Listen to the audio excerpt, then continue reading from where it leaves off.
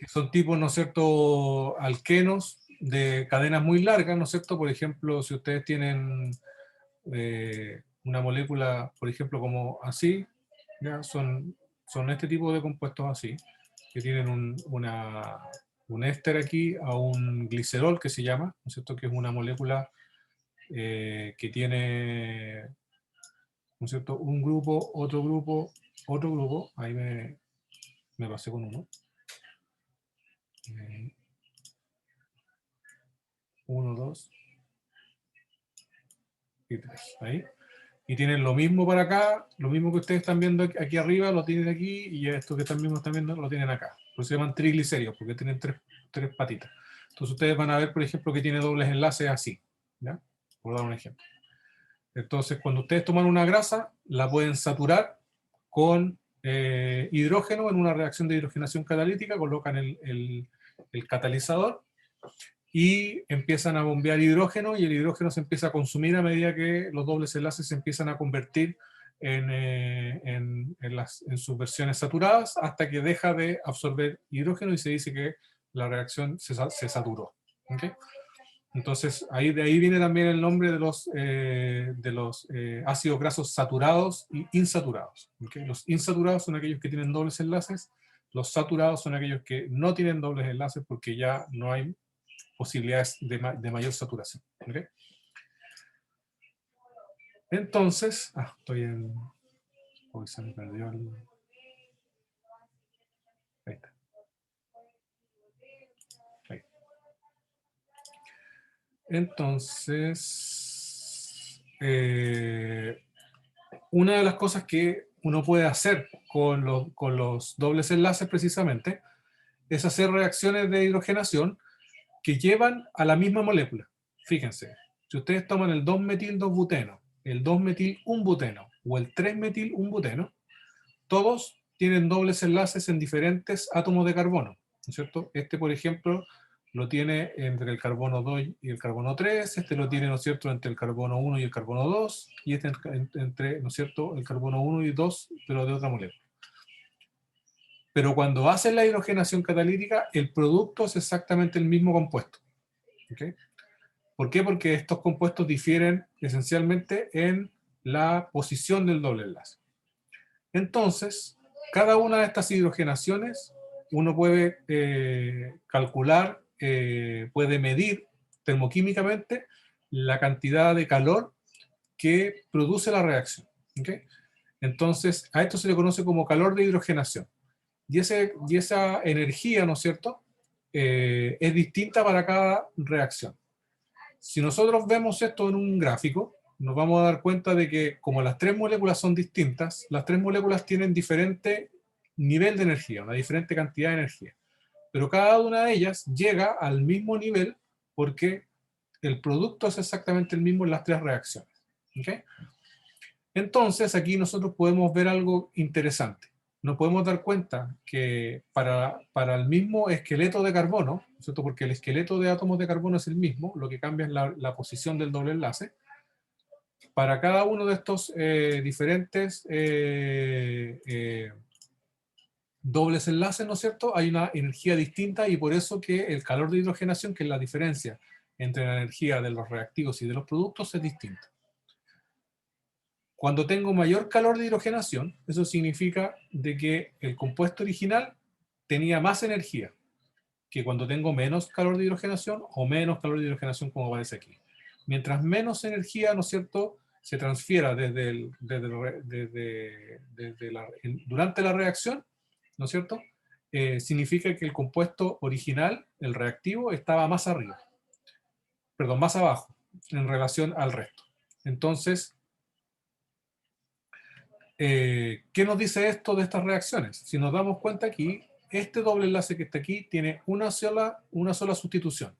Este doble enlace que está aquí tiene 2 sustituciones, y este doble enlace que está aquí tiene 3 sustituciones. Y la energía va disminuyendo a medida que vamos sustituyendo el doble enlace. Eso nos dice a nosotros que dobles enlaces con mayor sustitución son más estables que los dobles enlaces que tienen menos sustituciones. Eso nos va a ser algo, digamos, de utilidad cuando tengamos que formar dobles enlaces. ¿Okay? Porque cuando tengamos que formar dobles enlaces por una reacción que ya no es la de adición, sino que es la de eliminación, que es la reacción contraria a la adición, cuando queramos formar estos dobles enlaces, vamos a tener la misma disyuntiva que nos ha sucedido hasta ahora, y es qué átomos utilizo para formar, por ejemplo, en este caso, este doble enlace. Y ahí nos vamos a dar cuenta de que la reacción siempre va a tender a generar el producto más estable. ¿Y cómo sabemos cuál es el producto más estable? En el caso de los alquenos, el producto más estable es aquel que tiene más sustituciones. ¿Okay? Entonces, esta reacción de hidrogenación nos sirve para poder tener una evidencia experimental, una evidencia empírica, de que los dobles enlaces son más estables a medida que tienen un mayor nivel de sustitución. ¿Okay? Ahora, algo parecido podemos hacer, por ejemplo, para estos dos butenos que son isómeros geométricos o estereoisómeros. ¿Okay? Entonces, en este caso tenemos el trans-2-buteno y el cis-2-buteno. Hacemos la reacción de hidrogenación, como son isómeros, da exactamente el mismo producto porque tienen el mismo esqueleto carbonado, y nos damos cuenta que hay una ligera diferencia entre los calores de hidrogenación. Es ligeramente mayor el calor de hidrogenación del isómero cis versus el isómero trans. Y esto lo podemos, digamos, entender en base a las interacciones estéricas que tienen los grupos en el doble enlace. Entonces los dobles enlaces cis, o donde los grupos más voluminosos están digamos, en la misma orientación del doble enlace, tienden a ser menos estables que aquellos que son trans, en donde el espacio se ocupa de mejor manera. ¿Okay? Está más distribuida los electrones de la molécula. ¿Okay? Y se molestan menos. ¿Okay? Así que ahí tenemos dos, digamos,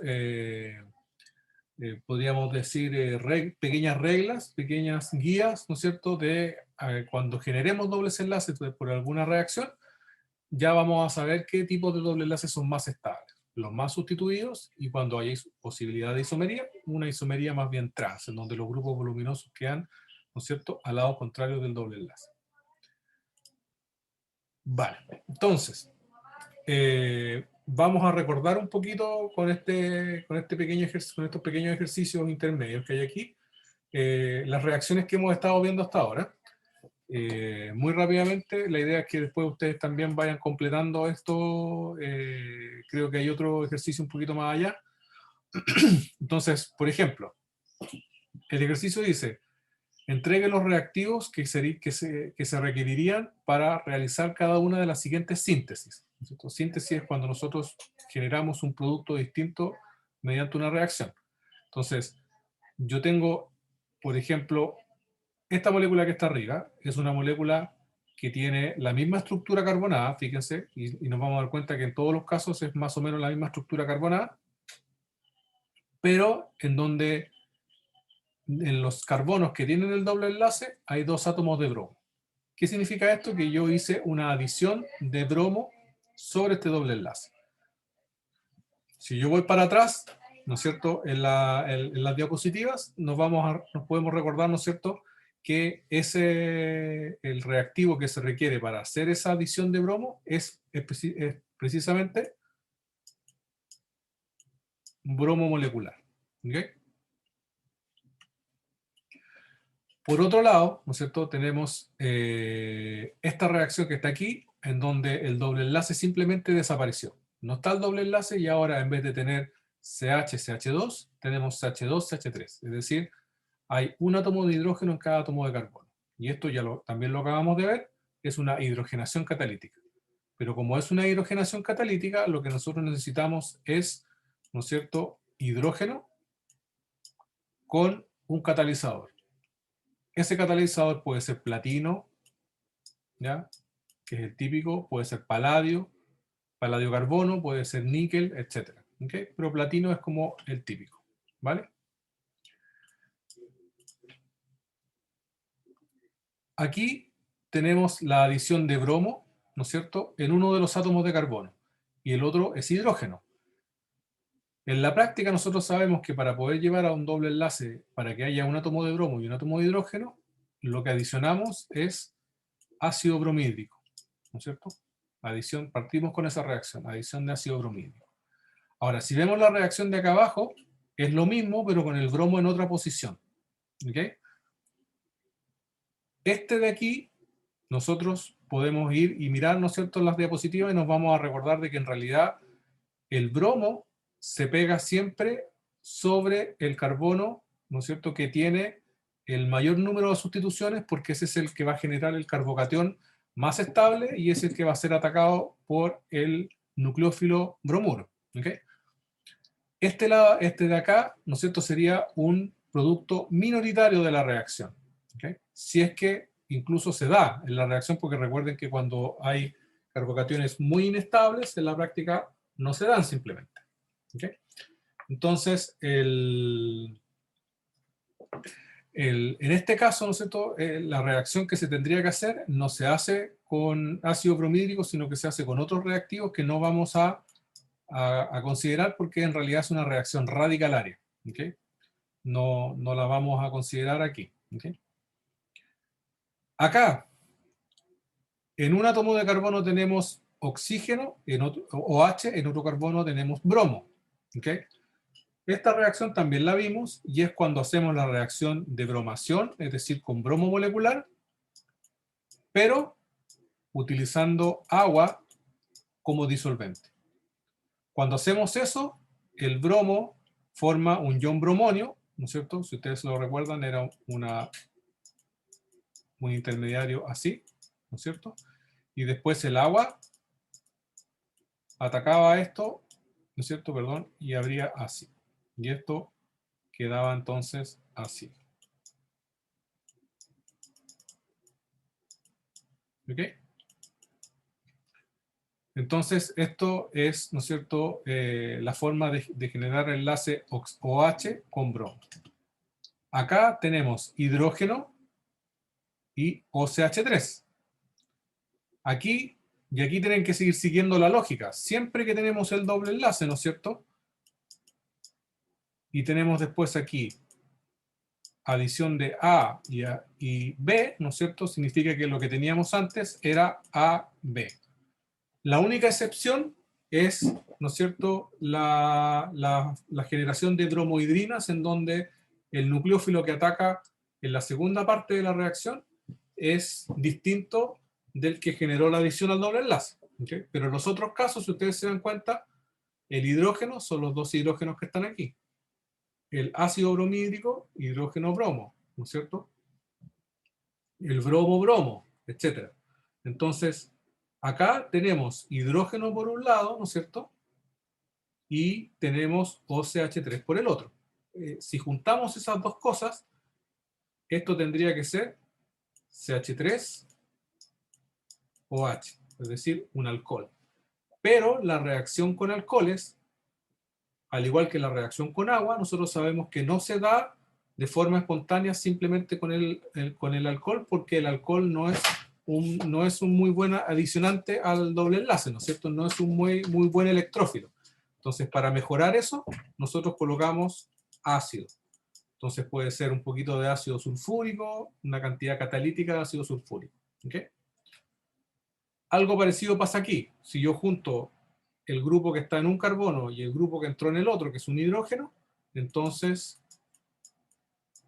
el que atacó fue el agua, perdón, pero para esto necesitamos ácido. ¿Okay? Acá pasa lo mismo que con el ácido bromídrico. Necesitamos los mismos adicionantes, pero el grupo entra en la orientación contraria y esa es una reacción radicalaria que no vamos a considerar. ¿Okay? Sería un producto secundario. ¿Vale? ¿Consultas? ¿Todo bien? No les creo mucho últimamente, ¿eh? ¿Qué creen que les diga? Profe, Dígame. quizás va un poquito rápido. Es que todo esto lo vimos, pues. O sea, la idea es que se supone que es como... no estoy diciendo nada nuevo. Se supone que todas estas reacciones las vimos cada una súper separadita, explicada. ¿Okay? Voy a traer un poquito más lento, pero la idea es que aquí nos recordemos solamente. ¿Okay? Si hay algo que no entienden o que no saben por qué es así, traten o de buscarlo o de preguntar, ¿vale? Pero no podemos estar como demasiado tiempo en algo que ya vimos con harto detalle, ¿vale? Vamos, Profe, dígame. era más conceptual delante cuando dijo que cuando había mayor calor de hidrogenación era más o menos energía. Más energía, porque en la práctica lo que tú estás mirando, ¿no es cierto?, es una caída como una cascada, ¿ya? Tú tienes esto aquí y tienes esto acá, ¿no es cierto? Y aquí hay una cierta cantidad de energía, ¿ok? Si tu nivel del agua, podríamos decir, es el mismo, pero te tiras un poquito más abajo, la energía es menor, ¿ves? Tienes una energía aquí, después tienes otra energía un poco más arriba. Si te tiras de más arriba, la energía es un poco mayor, ¿ok? Entonces, lo que se hace con los calores de hidrogenación es precisamente medir esta diferencia, porque en termoquímica lo que uno mide son diferencias, ¿ok? Entonces, tú mides la diferencia entre reactivos y productos, eso es lo que puedes medir. Como los productos de todas estas reacciones que vimos eran todas iguales, o sea, el producto final era el mismo, la diferencia que hay entre ellos, es decir, esta distancia versus esta distancia versus esta distancia, solamente se puede deber a las diferencias entre ellos, estas diferencias que hay aquí. Y eso nos permitió saber que los que están más arriba, es decir, los que tienen calores de hidrogenación mayor, es porque el reactivo estaba más arriba. Y si el reactivo estaba más arriba, eso significa que es menos estable. Recuerden que la estabilidad es al contrario de la energía, ¿ok? En la estabilidad nosotros tenemos, ¿no es cierto?, una cierta cantidad de energía y las cosas son más estables cuando están a energías menores y menos estables cuando están a energías mayores, ¿ok? Entonces, al final, el tema de los calores de hidrogenación es una evidencia experimental de que los dobles enlaces con más, digamos, sustituciones son más estables que aquellos que tienen menos sustituciones. Entonces aquí yo no le estoy dando una explicación así electrónica ni nada de eso. Le estoy dando una razón empírica. Es así porque lo podemos medir. Podemos medir la estabilidad. Y eso no es algo que siempre se puede hacer, entonces hay que aprovechar. Vale. ¿Está claro? Sí, profe, gracias. Ya. Entonces, aquí estamos viendo el otro aspecto que también estuvimos trabajando harto sobre las adiciones, que tenía que ver con si los grupos, cuando se hace la adición, son en qué orden entran o cómo entran. ¿Okay? Entonces, ese orden nosotros ya, ¿no es cierto?, lo deducimos en base a la estabilidad de los carbocationes, ¿no es cierto? Porque siempre en todas nuestras reacciones, cuando nosotros hacíamos la reacción, teníamos el doble enlace, ¿no es cierto? Entraba el electrófilo y el doble enlace primero quedaba, ¿no es cierto?, entraba un grupo, A por ejemplo, y el otro quedaba como un carbocatión. Y después teníamos A, B. A se pegaba primero, se formaba un carbocatión y después venía B, atacaba y finalmente se obtenía el producto A, B. Y esto fue más o menos una constante durante todas estas reacciones. Siempre había un carbocatión que era el que se generaba y el que al final de cuentas nosotros logramos deducir de que el carbocatión era el que decidía qué grupo quedaba en qué carbono.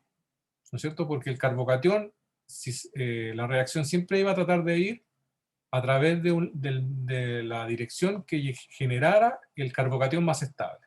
Si nos acordamos, los carbocationes más estables son aquellos que tienen más sustituciones y a medida que yo voy quitando las sustituciones, la estabilidad del carbocatión va disminuyendo, se va haciendo menos estable, es decir, hay más energía, más energía, más energía, y eso no es bueno. ¿Okay? Es subir un cerro más alto para ir de A a B, y esa no es la idea. Entonces, cada vez que yo hago una adición, tengo que considerar eso. Y eso generó una regla que es la que conocimos como la regla de Markovnikov, que decía, ¿no es cierto?, que cuando se hacen las adiciones, el nucleófilo entra en el carbono que tiene más sustituciones. ¿Por qué? Porque el carbono que tiene más sustituciones es el carbocatión más estable. ¿Okay? Entonces, por ejemplo, cuando hacemos la adición de ácido clorhídrico, nosotros sabemos que en uno de los átomos de carbono, ¿no es cierto?, se va a adicionar el hidrógeno en una primera instancia y en el otro carbono se va a adicionar el cloruro. Ahora, los dos carbonos aquí no son iguales, ¿no es cierto? Entonces yo podría colocar el hidrógeno aquí y generar el carbocatión acá, lo que generaría un carbocatión secundario, o podría colocar el hidrógeno aquí y generar el carbocatión aquí, que en ese caso sería terciario.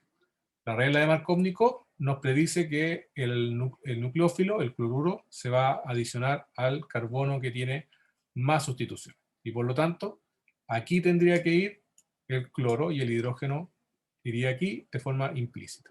¿Okay? Entonces aquí estoy siguiendo la regla de Markovnikov. ¿Okay?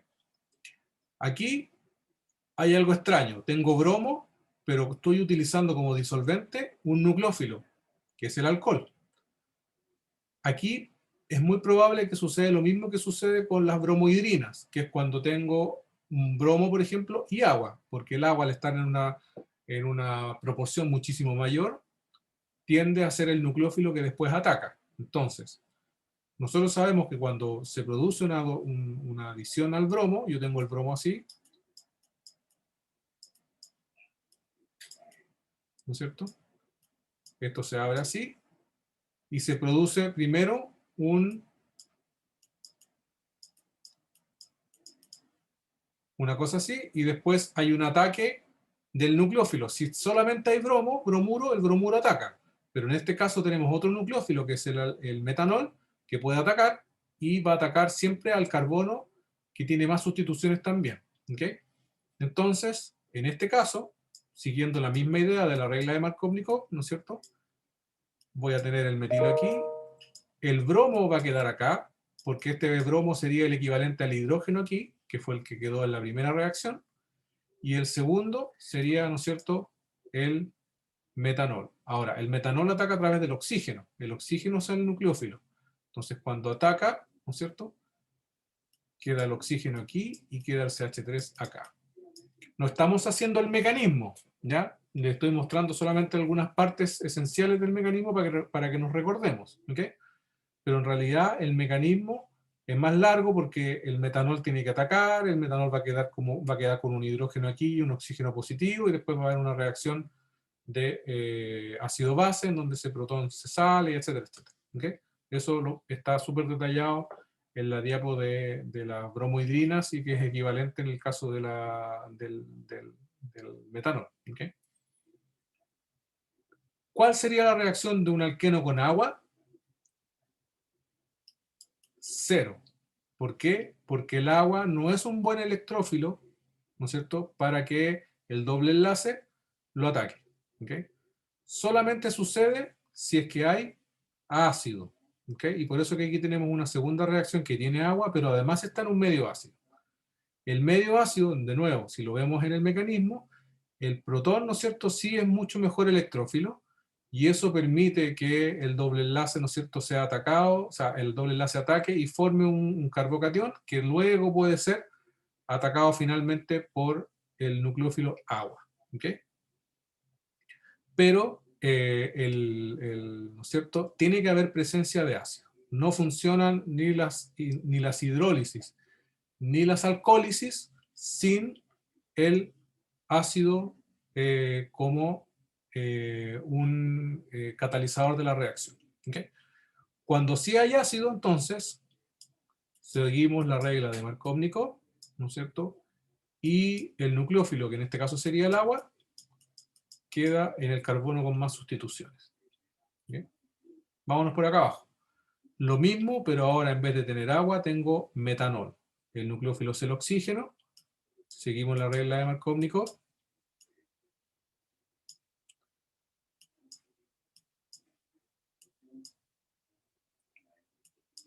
Y tenemos el producto. ¿Okay? Aquí tenemos cloro, que es un halógeno molecular, y tenemos como disolvente el diclorometano. El diclorometano no es un nucleófilo. Ustedes aquí no ven, ¿no es cierto?, un átomo de oxígeno, un átomo de nitrógeno, no tiene la capacidad nucleofílica. Por lo tanto, al no ser un nucleófilo, no va a participar de la reacción como participó, por ejemplo, el alcohol en la reacción con bromo. ¿Okay? Por lo tanto, aquí lo que tenemos es una halogenación clásica, ¿no es cierto?, en donde un átomo de cloro va a quedar en uno de los carbonos y el otro átomo de cloro va a quedar en el otro carbono.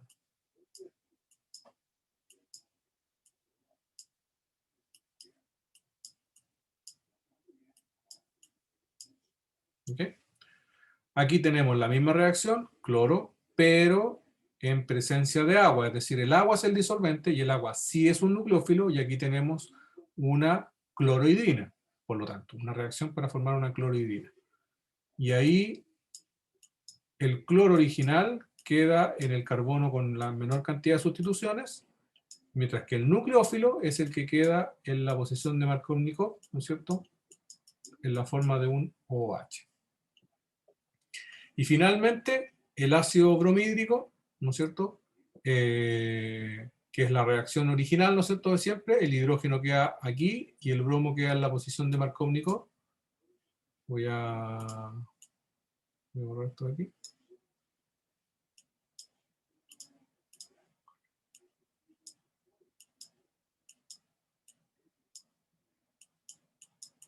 Con el bromo aquí, que es equivalente a la reacción A. ¿Vale?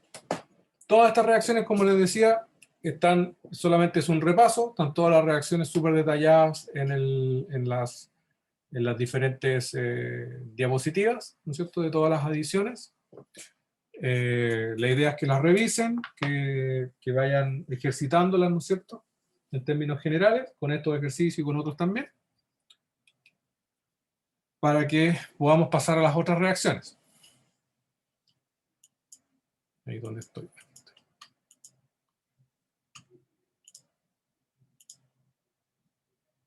Vale. Entonces, aquí hay un ejercicio que ya tiene otra complejidad. ¿Ya? Dice, proponga un mecanismo para la siguiente reacción. Tengo mi reacción, tengo el ácido bromhídrico, y aquí se dan dos compuestos. Es decir, yo tengo que, a través de un mecanismo de reacción, tengo que saber llegar de esto a esto en pasos que sean lógicos y que no, digamos, y que sigan la lógica de los electrones, etcétera, etcétera. Es decir, no puedo simplemente pescar un grupo y pegarlo en otro lado. ¿Okay? Entonces, aquí lo que yo les recomiendo es que sigan primero cuál es la lógica de la reacción. Antes de tratar de llegar a los productos, que sigan, bueno, identifiquen la reacción y hagan la reacción como ustedes normalmente la harían, ¿ya? Y después vemos por qué puede ser que se estén generando estos productos que a lo mejor no van a ser los que yo voy a predecir originalmente.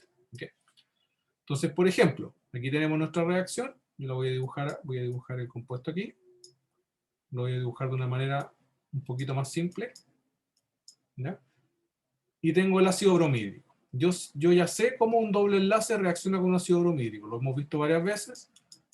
Y lo vamos a hacer en términos ahora de mecanismo. Vamos a hacer un poquito más detallados. ¿No es cierto?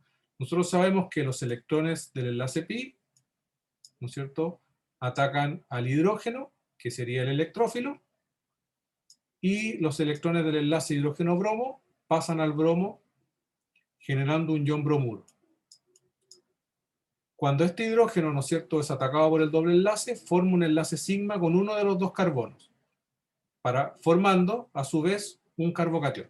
¿Okay? ¿Cuáles son los dos posibles carbocationes que se pueden generar? Como estamos haciendo un mecanismo, los vamos a colocar los dos y vamos a ir viendo qué pasa. El hidrógeno podría quedar aquí, no lo voy a colocar, y podríamos dejar el carbocatión aquí. O también podría ser menos estable, ya lo sabemos, pero también puede ser que el carbocatión no quede aquí, sino que aquí se pegue el hidrógeno y aquí quede el carbocatión. Entonces tenemos la misma estructura carbonada con un carbocatión aquí y un carbocatión acá. Luego la lógica es que cuando se generó esto, aquí también se generó bromuro. ¿Ok? Y el bromuro luego puede atacar ya sea al este carbocatión o ese carbocatión. En cualquiera de los dos casos, ¿no es cierto? Los productos serían los bromoalcanos. Este bromoalcano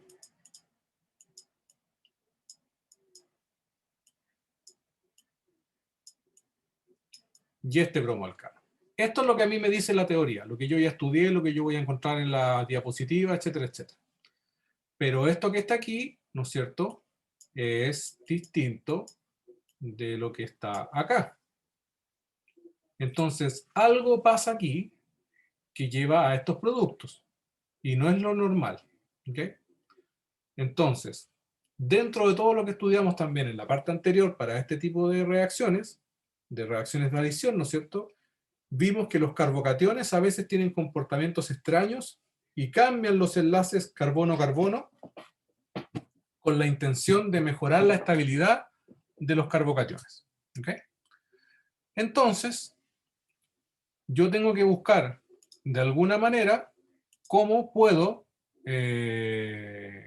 yo podría hacer que estos carbocationes se conviertan en otros carbocationes que a su vez lleven a los productos finales. ¿Ok? Entonces tengo que evaluar qué cosas son las que podrían suceder.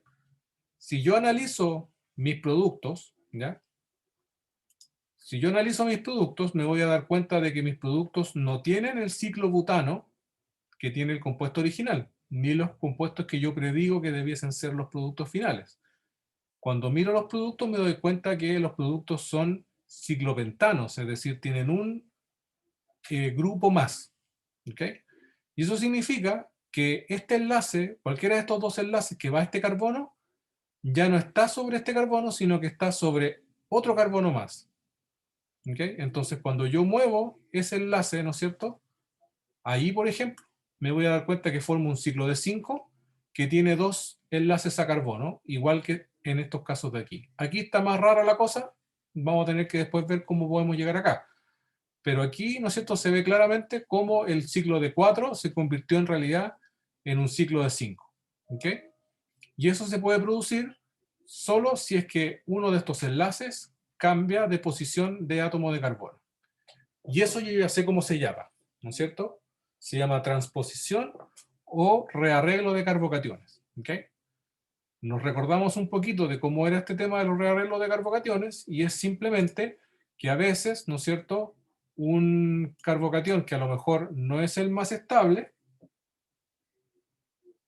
¿no es cierto?, a lo mejor no es el más estable, es un carbocatión, digamos, que puede ser reordenarse para generar un carbocatión sí que es más estable. ¿Ok? Entonces, vimos algunos ejemplos de carbocationes, ¿no es cierto?, en donde les pasaba eso, donde por ejemplo tengo un carbocatión, por dar un ejemplo, un carbocatión primario aquí, y este grupo de aquí se movía para acá, para generar un carbocatión secundario, por ejemplo. ¿Ok? Entonces, vimos que habían rearreglos, ¿no es cierto?, de enlaces carbono, otros que eran rearreglos de un enlace carbono-hidrógeno, etcétera, etcétera. Había varias opciones. ¿Ok? Migraciones de hidruro, etcétera. ¿Ok? Entonces, vamos a borrar estos productos que estaban aquí, ¿ok?, que ya sabemos que no son los productos que se generan.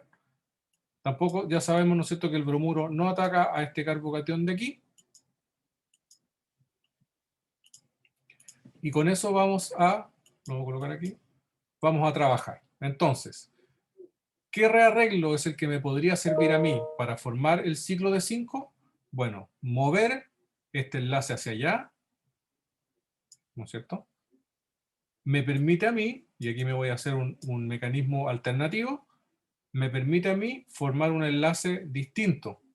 Entonces, para no confundir, no voy a mover los enlaces así, simplemente, fíjense, voy a colocar la molécula como estaba, ¿no es cierto? Y ahora lo que voy a hacer es que voy a borrar ese enlace y voy a dibujar el enlace hacia allá. ¿Ven? Entonces lo que hice fue romper este enlace entre este carbono y formar un enlace nuevo entre este carbono y este carbono. Este carbono pierde su carga positiva porque gana los electrones del enlace nuevo, pero el carbono al cual yo le quité el enlace gana una carga positiva. ¿Ok? Después vamos a ver por qué esto es posible, ¿ya? En términos de la estabilidad, pero mantengámonos aquí. Esto que está aquí, este dibujo que yo hice aquí, yo lo puedo dibujar de mejor manera. Fíjense que tengo un ciclo de 1, 2, 3, 4, 5. Yo lo puedo dibujar así, ¿no es cierto? En donde uno de los carbonos tiene 2 grupos metilo, que son esos de ahí, y el carbono inmediatamente al lado tiene la carga positiva. De aquí nosotros sabemos que por aquí anda dando vuelta un bromuro, que se generó en la formación del carbocatión. Si el bromuro ataca a este carbocatión, el producto que se daría como final, ¿no es cierto?, sería este que está aquí. Y este que está aquí es ese que está ahí. ¿No es cierto? ¿Estamos de acuerdo? Vale. Ya, ¿no es cierto?, descubrí cómo se genera este compuesto. Pero ahora, ¿cómo lo hago para generar este otro compuesto? Si yo lo comparo con el de al lado, me doy cuenta que los dos metilos no están en el mismo carbono, sino que se cambiaron de carbono. Es decir, este metilo de aquí, o este metilo de acá si quieren, se movió al carbono de allá. Entonces, ¿cómo hago eso? Fíjense que aquí tengo mi carbocatión todavía, que tiene el carbocatión aquí y tiene los dos metilos acá. Para poder generar, ¿no es cierto?, que este metilo esté aquí, yo puedo hacer lo mismo que hice aquí. Hacer una transposición, hacer un rearreglo, en donde este enlace pasa, ¿no es cierto?, a este carbono de aquí. Me hago otro, ¿no es cierto?, mecanismo alternativo, y en ese caso,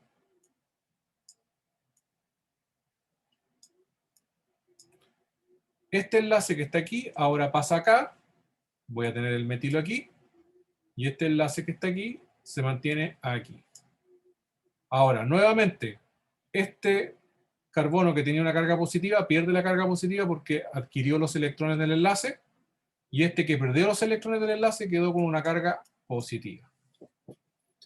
Este que está acá, ahora puede ser también, igual que su antecesor, puede reaccionar con el bromuro, ¿no es cierto?, y generar el producto final.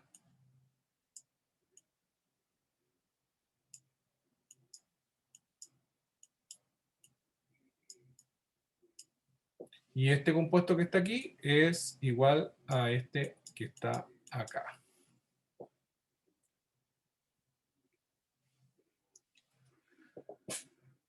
¿Qué les pareció?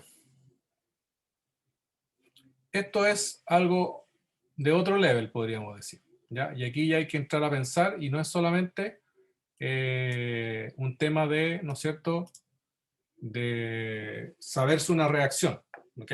No es un tema solamente de saberse una reacción, sino que también es un tema de, digamos, de pensar un poquito y de tratar de manejar la estructura para que nos dé lo que realmente queremos que nos dé, ¿ok? Ahora, esto es cuando uno tiene un mecanismo y le dicen proponga un mecanismo, lo que uno tiene que hacer es ceñirse por reglas que son lógicas, ¿ok? Y aquí vamos a analizar un poco si lo que yo hice tiene o no tiene lógica, ¿ya? Obviamente lo primero es que las flechas estén, digamos, siguiendo una lógica o siguiendo las reglas químicas, ¿no es cierto? Es decir, la parte, están siguiendo la orientación de la carga negativa, ¿no es cierto? Yo estoy pasando de electrones para allá, para acá, etcétera, etcétera, eso está bien. Pero aquí hay cosas que uno tiene que considerar. Por ejemplo, este rearreglo de aquí, ¿se puede dar o no se puede dar? Y ahí lo que uno tiene que analizar es la estabilidad. ¿Cuáles son los rearreglos que se pueden dar? los rearreglos que se pueden dar son aquellos que estabilizan a la molécula. Es decir, yo tengo mi carbocatión, después vamos a analizar esas letritas que están abajo. Espérenme un poquito.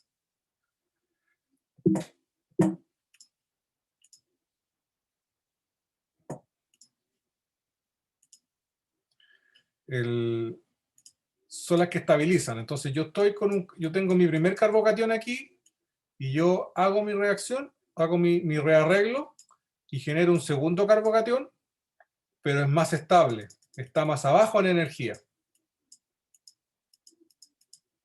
Estos rearreglos son los que se dan. Es decir, yo no puedo generar un carbocatión menos estable mediante un rearreglo. ¿Ok? Entonces yo aquí analizo. ¿Qué tipo de carbocatión tengo aquí? Terciario. ¿Qué tipo de carbocatión tengo acá? Secundario. Entonces uno debería decir, pero no, po. Los carbocationes terciarios son más estables que los secundarios. ¿Por qué tendría que haber un rearreglo que genera un carbocatión secundario cuando ya tenía el carbocatión terciario, que es el más estable? Nosotros vimos que la estabilidad de los carbocationes tenía que ver, ¿no es cierto?, con el número de sustituciones que tenía. El mejor era el terciario, después venía el secundario, el primario es bien malo y el metílico es el peor de todos. Pero también tenemos que ver la estabilidad de la molécula completa. Cuando nosotros tenemos ciclos muy chiquititos como este, ciclo butano, ciclo propano, ¿ya? El triangulito, ¿no es cierto? Son ciclos que tienen mucha tensión, ¿ok? Tensión angular, porque estos ángulos están muy contrañidos.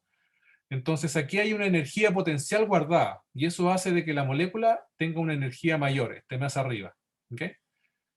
Entonces, aunque este es un carbocatión terciario, la molécula en sí está más arriba en energía porque tiene un ciclo butano.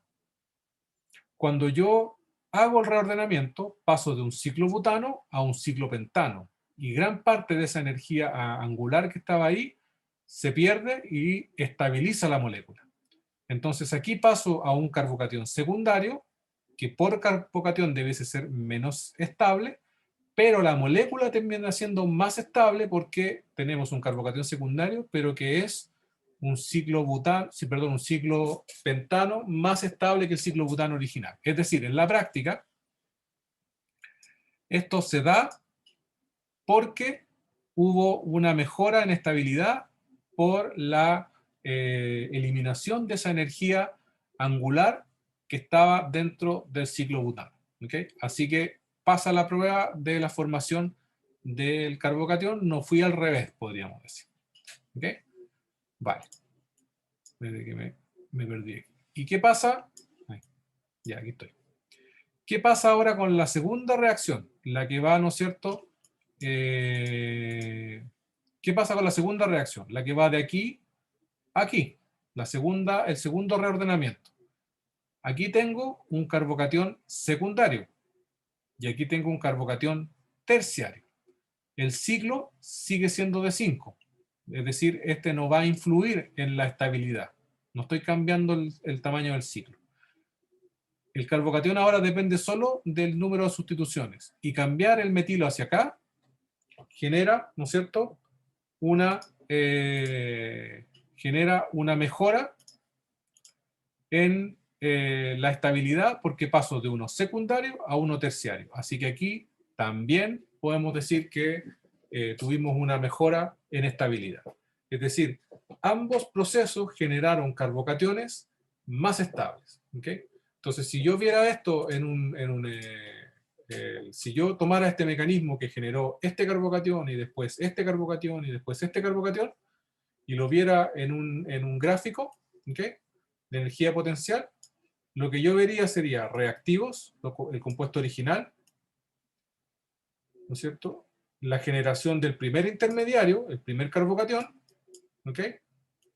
Luego, la formación de un segundo carbocatión más estable, después la generación de un tercer carbocatión más estable, y finalmente la formación del producto, que en este caso sería este producto de aquí, ¿ok? En el caso de esta molécula que está aquí, ¿no es cierto?, siguió los mismos pasos, formó un primer carbocatión, después generó un segundo carbocatión, ahí estoy aquí. Y aquí, en vez de irse por aquí, se fue por un lado alternativo, digamos, si lo vemos como en una segunda dimensión hacia allá, tomó otro cerrito y se fue, ¿no es cierto?, a generar otro producto. ¿Ok? Este producto puede ser más estable que el otro, no sabemos. ¿Ya? Eso ya es más difícil de saber si es que esto está más arriba o está más abajo, ¿no es cierto? Pero tomó una segunda vía, digamos. Entonces la molécula puede pasar a generar este producto o puede llevar a generar este producto. ¿Vale? Entonces, voy a eliminar aquí. Y aquí en realidad lo que dice, lo que pregunta aquí es un poco lo mismo que estábamos viendo ahora. Dice, el carbocatión inicialmente formado es primario, secundario, terciario. Y el primero que se forma, el estable, es el carbocatión terciario, el que tenía aquí. El carbocatión rearreglado es primario, secundario, terciario. El carbocatión rearreglado vimos que era secundario. Entonces después nos preguntan, ¿y por qué entonces el rearreglo ocurrió? Y el rearreglo ocurrió porque se estabilizó la molécula en términos de su energía anular, del ciclo, digamos, para formar un ciclo de mayor tamaño que tenía mejores ángulos en la práctica, en donde estabilizó la energía por sus ángulos. ¿Ok? Así que esto es un poco lo mismo que estábamos discutiendo ahora. ¿Dudas?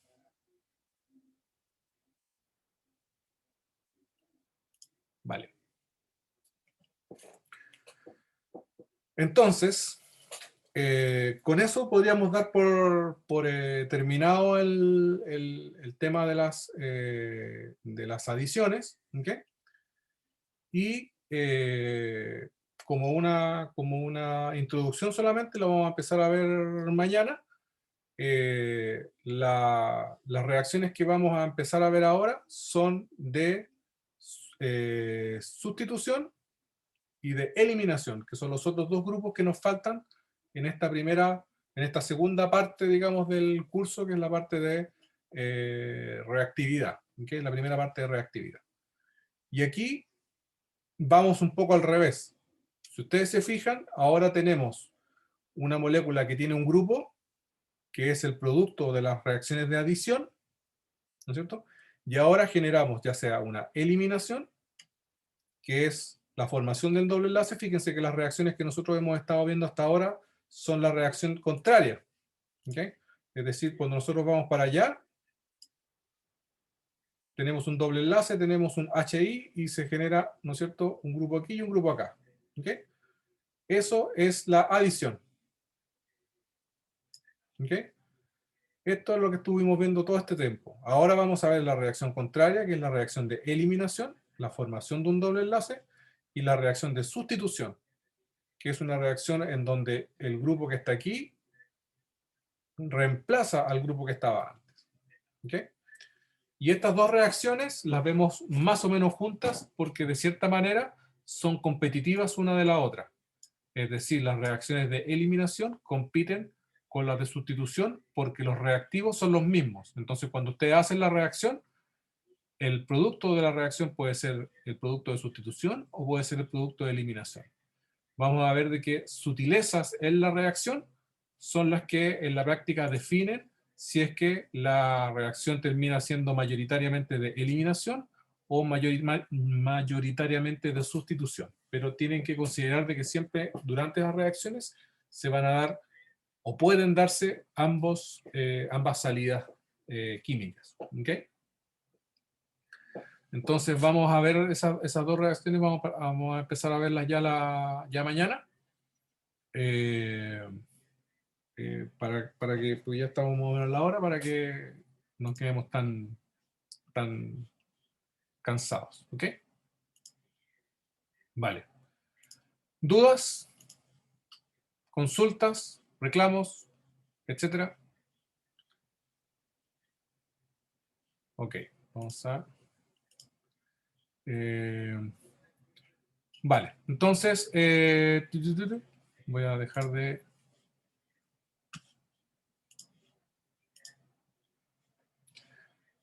Vale, entonces nos estamos viendo mañana, ¿vale?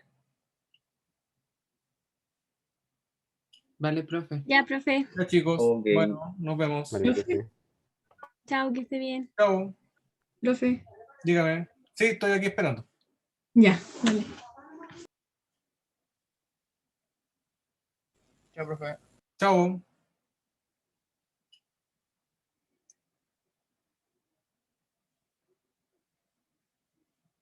Este fue al baño. Dejó la cuestión ahí. Voy a dejar de